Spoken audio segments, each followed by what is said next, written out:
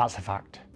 And no matter how unachievable that goal or dream might be, if you keep practicing and keep working towards it, one day you get very close. Harder. Do it. Nobody cares.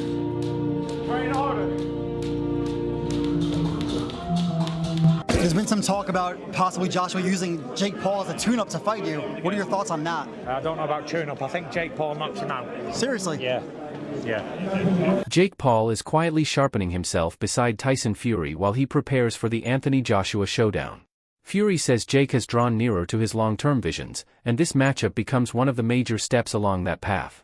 He believes Jake will press hard to claim it, calling the bout a balanced challenge because Jake has risen far beyond his YouTube beginnings and now competes with purpose. And even if you don't actually achieve the biggest target in your life, you might get close to it, so it's definitely worth pursuing. But someone who doesn't have goals and doesn't have a target. Jake Paul is training fiercely, saying he's driven to become a world champion one day. He's taking his camp seriously, focusing on discipline, conditioning, and elevating every weakness. Jake believes his hard work will eventually pay off, showing he's devoted to proving himself as more than just a celebrity boxer. Not be treated like I'm Jake Paul or a famous person. No, like they treat me like I'm trying to become a world champion, which is exactly the case.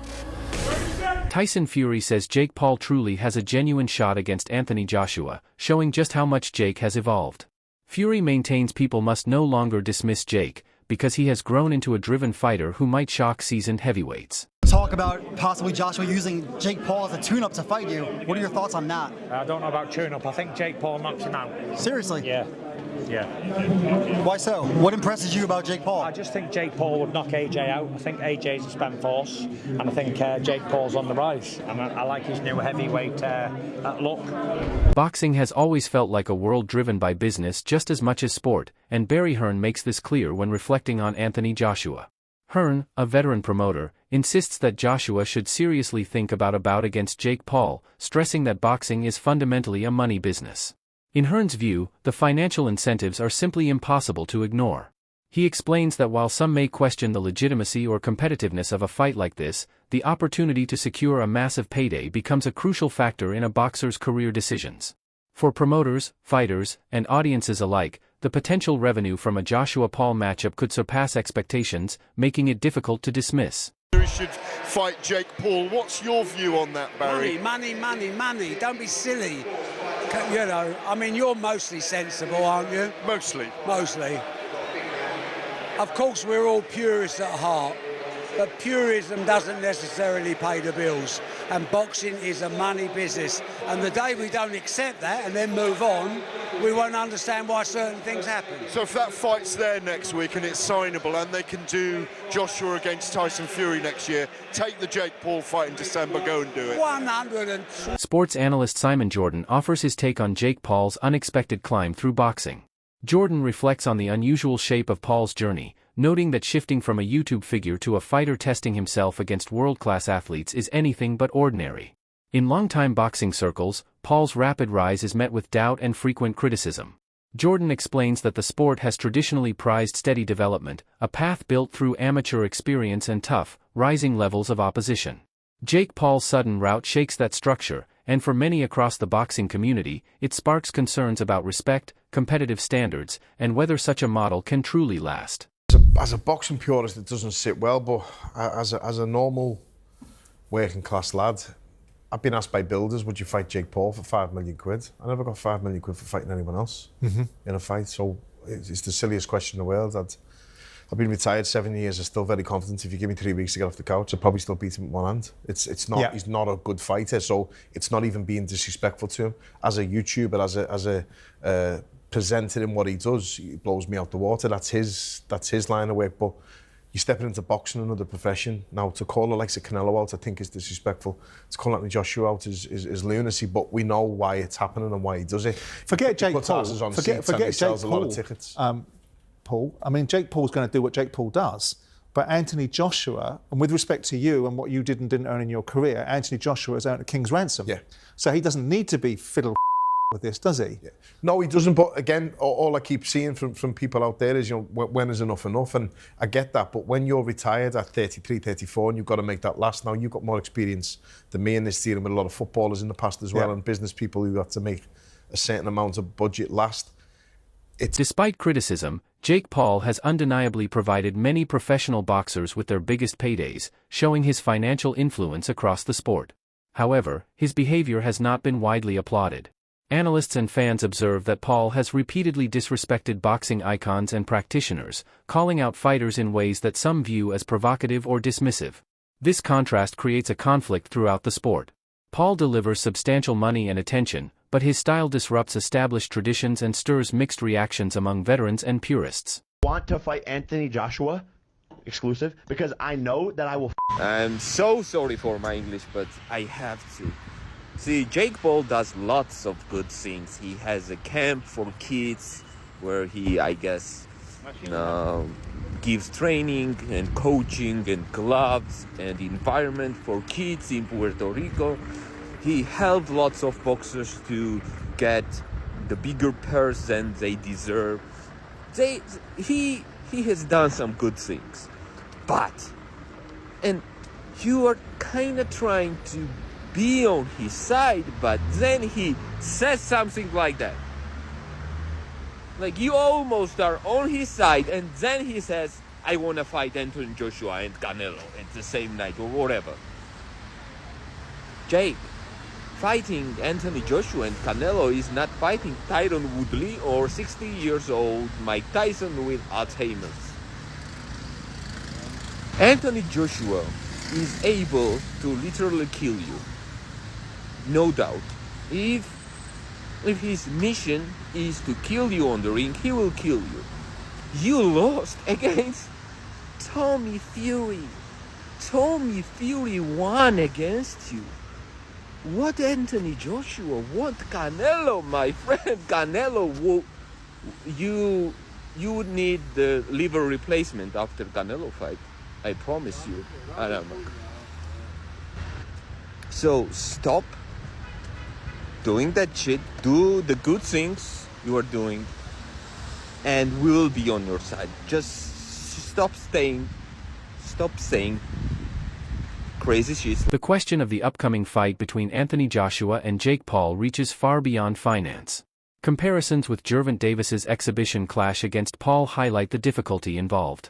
While Davis was seen as small for Paul, Anthony Joshua brings a far more imposing threat thanks to his size and experience. Analysts emphasize that Joshua would never approach the fight as a simple exhibition, but as a true contest where skill and power are honestly measured. This push for a genuine fight reflects Joshua's professional mindset, setting the potential matchup apart from other celebrity-driven events. Fight one, yes, that's the former heavyweight champ.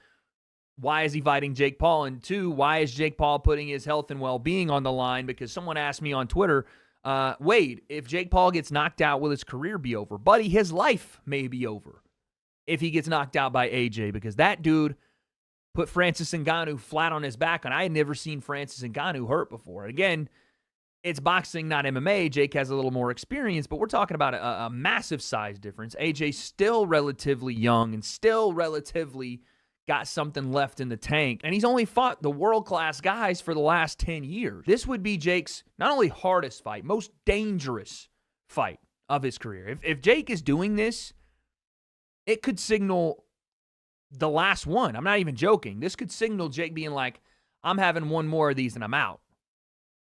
Because where do you go from Anthony Joshua? We'll get into that part in a second, but the Netflix thing. We know that Anthony Joshua is an exclusive fighter to DAZN. Eddie Hearn has stated that multiple times. AJ, I'm pretty sure, even has a piece of DAZN. I could be wrong about that, but he signed a mega deal years ago with them. So for this fight to take place on Netflix would mean DAZN would say, you can have one of our biggest cash draws, and I may be in a revenue share thing, or maybe Netflix pays them some money, but you can have our biggest cash draw, and we don't have an affiliation with it. That seems a bit unrealistic. But having said that, this isn't a report from anybody in the camp. This is not MVP saying it. This is not Eddie Hearn saying it. This is Mike Coppinger, who I guess has talked to people in the camp. But an independent source saying that they are finalizing a deal. Not that they're in talks. They are finalizing a deal. So this is, again, we're talking 1 yard line, first and goal. Gareth A. Davies underscores a crucial part of the discussion, the significant physical advantage Joshua carries over Paul. Standing at 6 feet 7 inches in and weighing considerably more than the 6 feet 2 inches in Paul, Joshua's size and strength give him a clear edge.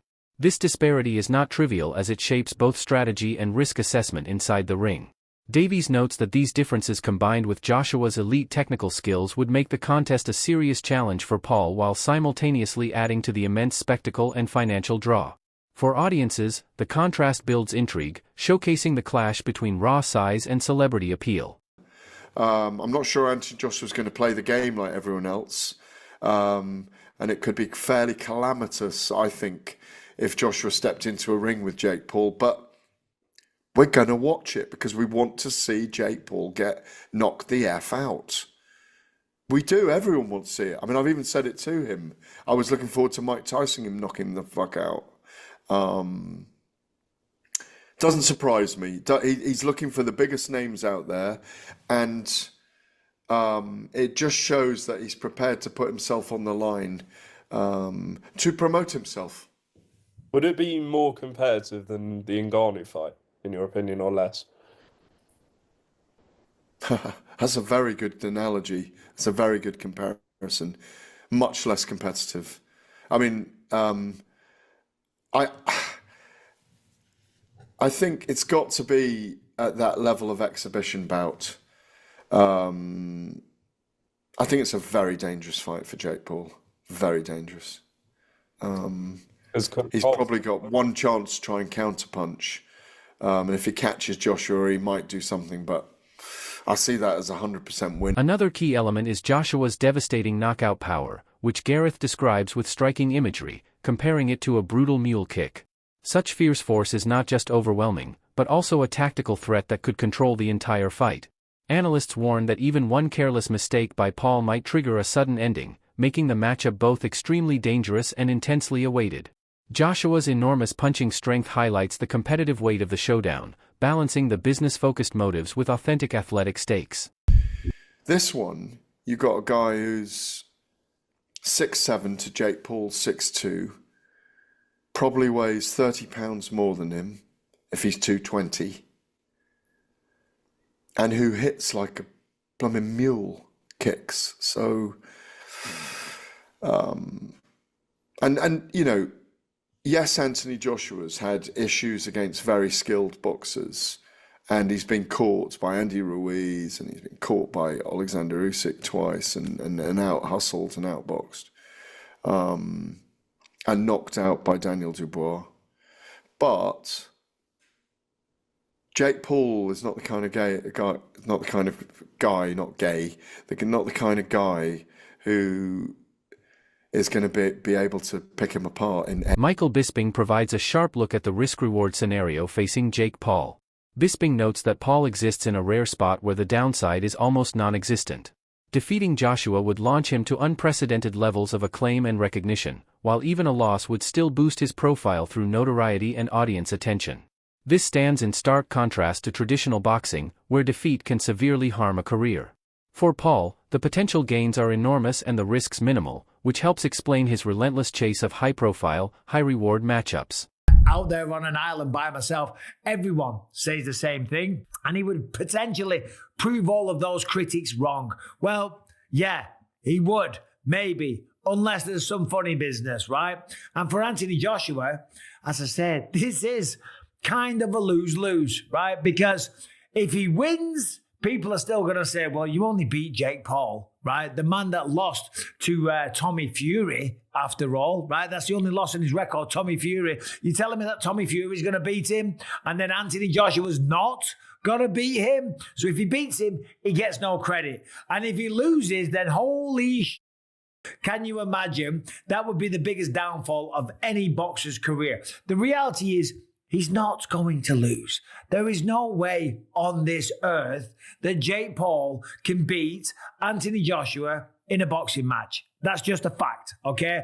Look at what he did to Francis Ngannou. Francis Ngannou hits as hard as a Ford Escort, going 100 miles an hour or whatever that stat was. comes from the UFC. He was the UFC heavyweight champion of the world. Has a good go against Tyson Fury, but goes up against Anthony Joshua and gets flatlined. Every single punch that was thrown was landed, and every punch that landed put Francis Ngannou down, okay? So to stand there and think that Jake Paul, who's much, much smaller, who has way less experience, that doesn't weigh anything near him, is going to have a chance, and not to mention the technical abilities. Let's just talk about that. Not to mention the technical abilities or experience. We're talking about an Olympic gold medalist, remember, from back in the day, who's then gone on to become a true British boxing icon, or a worldwide boxing icon, let's be honest, right? There's no way that... Despite the financial temptation, critics highlight a major hurdle in Paul's rise, his loss to Tommy Fury. Fury, though relatively inexperienced in professional boxing, was able to test Paul effectively, revealing weaknesses. Analysts suggest that if Paul struggled against Fury, who lacks the deep experience of a world champion like Joshua, the dangers of facing Joshua could be far greater. This context tempers expectations, showing that fame and money cannot fully cover gaps in technical skill and ring savvy.